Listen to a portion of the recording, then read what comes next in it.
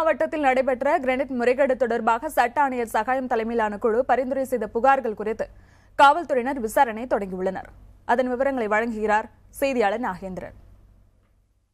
மதுரை மாவட்டம் மேலூர் பகுதியில் நடைபெற்ற சட்டவிரோத கிரானைட் குவாரிகள் முறைகேடுகள் குறித்து சட்ட ஆணையர் சகாயத்திடம் மேலூர் மற்றும் கீழளவு காவல் நிலையங்களுக்கு உட்பட்ட பகுதிகளைச் சேர்ந்த கிராம மக்கள் மற்றும் பாதிக்கப்பட்ட விவசாயிகள் இவங்கெல்லாம் புகார் கொடுத்திருந்தாங்க. இந்த புகார்கள் மேலூர் மற்றும் கீழளவு காவல் நிலையங்களுக்கு உட்பட்டது மட்டுமே 80க்கும் மேற்பட்ட புகார்கள் மாவட்ட காவல்துறை சார்பில் மேலூர் டிஎஸ்பி மங்களேஸ்வரன் தலைமையிலான குழுக்கள் அமைக்கப்பட்டு இதை விசாரிச்சுக்கிருக்காங்க. இதில் முதற்கட்டமாக 10 புகார்தாரர்களுக்கு நேற்று காவல்துறை சார்பில் சம்மன் அளிக்கப்பட்டது.